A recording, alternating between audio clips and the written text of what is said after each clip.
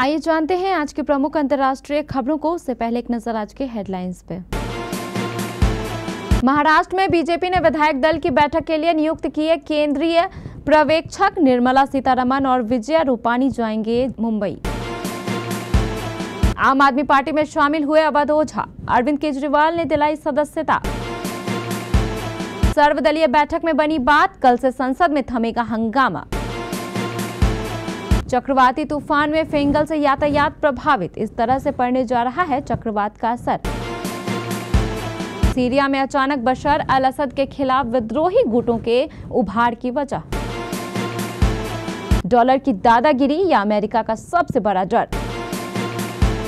अंतरिक्ष में लगने वाला है ट्रैफिक जाम, धरती पर नहीं आएगी सूरज की रोशनी। क्रूड ऑयल की कीमतों में उछाल, आपके शहर में आज क्या है पेट्रोल डीजल का दाम।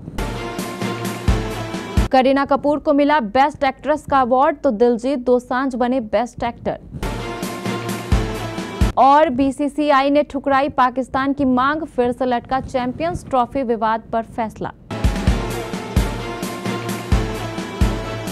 महाराष्ट्र में विधायक दल की बैठक के लिए बीजेपी ने केंद्रीय पर्यवेक्षक नियुक्त कर दिए हैं। पार्टी अध्यक्ष जेपी नड्डा ने केंद्रीय वित्त मंत्री निर्मला सीतारमण और गुजरात के पूर्व सीएम विजय रूपाणी को ऑब्जर्वर नियुक्त किया है। दोनों पर्यवेक्षक मुंबई जाएंगे और विधायकों के साथ बैठक करेंगे। उसके बाद नए मुख्यमंत्री के नाम का ऐलान करेंगे। महाराष्ट्र में 5 दिसंबर को नए मुख्यमंत्री का शपथ ग्रहण समारोह होगा। ये कार्यक्रम मुंबई के आजाद मैदान में शाम 5 बजे होगा। उससे पहले 4 दिसंबर को विधायक दल की बैठक हो सकती है। इस बैठक में केंद्रीय पर्यवेक्षक आएंगे और विधायकों से बातचीत करेंगे। हालांकि 5 दिसंबर को सिर्फ सीएम शपथ लेंगे या उनके साथ डिप्टी सीएम और अन्य मंत्री भी शपथ ले सकते हैं, यह अब तक साफ नहीं हो पाया है। इससे पहले मुंबई में महायुति के नेताओं की एक बड़ी बैठक होनी है। ये बैठक आज होनी थी, लेकिन एकनाथ शिंदे के अस्वस्थ होने की वजह से टल गई। इस बैठक में सीएम फेस से लेकर पावर शेयरिंग पर चर्चा होगी। किस दल से कौन मुख्यमंत्री और उप मुख्यमंत्री होगा, इसको लेकर बातचीत भी हो सकती है। मशहूर कोचिंग टीचर अवध ओझा आम आदमी पार्टी में शामिल हो गए हैं। दिल्ली के पूर्व सीएम और पार्टी के राष्ट्रीय संयोजक अरविंद केजरीवाल ने ओझा को औपचारिक रूप से पार्टी की सदस्यता दिलाई। केजरीवाल ने अवध ओझा के गले में पार्टी का पटका और टोपी पहनाकर स्वागत किया। इस मौके पर दिल्ली के पूर्व शिक्षा मंत्री मनीष सिसोदिया भी मौजूद थे। ओझा की आम आदमी पार्टी में एंट्री दिल्ली में अगले साल होने वाले विधानसभा चुनाव से पहले हुए हैं। अवध ओझा दिल्ली में आम आदमी पार्टी के टिकट पर विधानसभा चुनाव लड़ सकते हैं। हालांकि इस सवाल को लेकर पार्टी की तरफ से कोई जवाब नहीं दिया गया है। इस मौके पर अरविंद केजरीवाल ने कहा कि अवध ओझा शिक्षा के क्षेत्र में इस देश का जाना माना नाम है। केजरीवाल ने कहा, इन्होंने लाखों करोड़ों बच्चों युवाओं को शिक्षा दी और रोजगार के लिए तैयार किया। उन्होंने कहा कि शिक्षा के क्षेत्र में अवध ओझा का बड़ा योगदान है। ओझा के पार्टी में शामिल होने के बाद दिल्ली में शिक्षा को मजबूती मिलेगी। लोकसभा में जारी गतिरोध को समाप्त करने के लिए सोमवार को लोकसभा स्पीकर ओम बिरला ने विभिन्न राजनीतिक दलों के नेताओं के साथ सर्वदलीय बैठक की। बैठक में संसद के सुचारू संचालन पर सहमति बनी, जिससे कल से संसद के कामकाज के सामान्य होने की उम्मीद है। बैठक में लोकसभा स्पीकर ने सभी सदस्यों से अपील की कि वे सदन को सुचारू रूप से चलने दें और जनता से जुड़े मुद्दों पर चर्चा को प्राथमिकता दें। स्पीकर की इस अपील पर सभी दलों के प्रतिनिधियों ने सहमति जताई और सदन में गतिरोध खत्म करने का आश्वासन दिया है।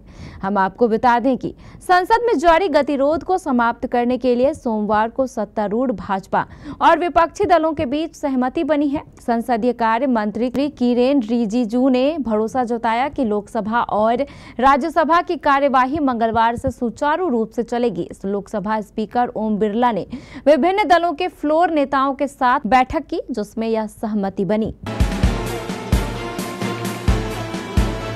प्रदेश में 4 दिसंबर से फेंगल तूफान के असर से पूर्वा हवा चलेगी। इसके बाद प्रदेश के अधिकांश इलाकों में तापमान में क्रमशः गिरावट के साथ मध्यम से घना कोहरा देखने को मिलेगा। वहीं रविवार को प्रदेश के अधिकांश इलाकों में दिन में अच्छी धूप खिल रही। कई इलाकों में दिन के तापमान में मामूली बढ़त दर्ज की गई। मौसम विभाग का कहना है कि अगले कुछ दिनों तक प्रदेश के मौसम व तापमान में लगभग स्थिरता रहेगी। अंचलिक मौसम विज्ञान केंद्र लखनऊ के वैज्ञानिक अतुल कुमार सिंह का कहना है कि अगले 2 से 3 दिन दोपहर में गुनगुनी धूप जारी रहेगी। उधर रविवार को उरई में सर्वाधिक 29.2 डिग्री सेल्सियस अधिकतम तापमान रहा, जबकि न्यूनतम तापमान की बात करें तो अयोध्या में 7.5 डिग्री, कानपुर में 9 डिग्री और फुर्सतगंज में 8.8 डिग्री सेल्सियस तापमान दर्ज किया गया। चक्रवाती तूफान फेंगल का असर लखनऊ चेन्नई की उड़ानों पर भी पड़ा। इससे यात्री परेशान रहे। अमौसी एयरपोर्ट से चेन्नई जाने वाली इंडिगो की फ्लाइट संख्या 6E518 1 घंटे की देरी से टेक ऑफ कर सकी। एयर इंडिया एक्सप्रेस की कनेक्टिंग फ्लाइट AXB 1235 सवा 1 घंटे देरी से पहुंची। चेन्नई से लखनऊ आने वाली इंडिगो की कनेक्टिंग उड़ान 6E5367 की 1 घंटे देरी से पहुंची। इंडिगो की ही कनेक्टिंग उड़ान 6E6167 50 मिनट देरी की शिकार हुई। पिछले साल 7 अक्टूबर को हमास के हमले के बाद इजराइल ने जो जंग शुरू की थी वो अभी खत्म भी नहीं हुई है और सीरिया में एक और युद्ध शुरू हो गया है। पिछले कुछ दिनों से सीरिया में जो कुछ भी हो रहा है वो इस बात के सबूत हैं कि मध्य पूर्व में युद्ध थमने का नाम नहीं ले रहा है। 2011 में सीरिया में 1 दशक के युद्ध के बाद भी राष्ट्रपति बशर अल असद का शासन कायम रहा था, क्योंकि उन्होंने इसकी तैयारी की थी और अपने पिता से बहुत कुछ सीखा था। बशर अल असद को अपनी सत्ता बचाने में कामयाबी इसलिए भी मिली थी क्योंकि उन्हें ताकतवर सहयोगी ईरान, रूस और लेबनानी हिजबुल्लाह से मदद मिली थी। अमेरिका का राष्ट्रपति चुने जाने के बाद से ही डोनाल्ड ट्रंप ने बता दिया है कि वो पिछले बार से अधिक ताकतवर बनकर आ रहे हैं। राष्ट्रपति की गद्दी पर बैठने से पहले ही उनके फैसले दिखा रहे हैं कि वो इस बार पहले से ज्यादा सख्ती रखने वाले हैं। बात बात पर टैरिफ की धमकी देने वाले डोनाल्ड ट्रंप कभी चीन, मैक्सिको और कनाडा को धमकी देते हैं तो कभी ब्रिक्स देशों को। हाल ही में उन्होंने ब्रिक्स देशों को 100% टैरिफ लगाने की धमकी दे चुके हैं। अपनी धमकियों को लेकर सुर्खियों में रहने वाले डोनाल्ड ट्रंप ने ब्रिक्स देशों को धमकी दे दी है, जिसमें भारत भी शामिल है। उन्होंने धमकी दी है कि अगर ब्रिक्स देशों ने डॉलर के विकल्प के रूप में अपनी करेंसी लाने की कोशिश की तो उन पर 100% टैरिफ लगाया जाएगा। ट्रंप की इस धमकी के पीछे अमेरिका की दादागिरी से अधिक उसका वो डर सता रहा है जिसके चलते वो ब्रिक्स देशों पर करेंसी की पाबंदी लगाना चाहते थे। धरती की निचली कक्षा यानी लोअर अर्थ ऑर्बिट कुछ दिन में जाम हो जाएगी। सूरज की रोशनी भी फिल्टर होकर आएगी या हो सकता है आए ही ना। कोई और रॉकेट इस ऑर्बिट को पार ही ना कर पाए। 100 से 1000 किलोमीटर तक की ऊंचाई में इतना ट्रैफिक हो जाए। इस पूरे जोन में अभी 14,000 से ज्यादा सैटेलाइट हैं। इनमें 3500 सैटेलाइट तो बेकार हो चुके हैं। इसके अलावा 12 करोड़ अंतरिक्ष का कचरा घूम रहा है। स्पेस ट्रैफिक कोऑर्डिनेशन को लेकर बनाया गया संयुक्त राष्ट्र का पैनल इस बात से परेशान है कि इस समय देशों, कंपनियों और कॉरपोरेट्स को सैटेलाइट लॉन्चिंग को लेकर सोचना चाहिए। सैटेलाइट्स के लॉन्चिंग को सीमित करना चाहिए। अंतरिक्ष से कचरा साफ करना चाहिए, क्योंकि बहुत ज्यादा संख्या में सैटेलाइट्स हो जाने पर उनके ट्रैफिक को मैनेज करना मुश्किल हो जाएगा। United Nations office for outer space affairs की डायरेक्टर आरती होला मैनी ने कहा कि हमें धरती के चारों तरफ घूम रहे अंतरिक्ष के कचरे और सैटेलाइट्स को साफ करना होगा, नहीं तो भविष्य में इनकी टक्कर होगी।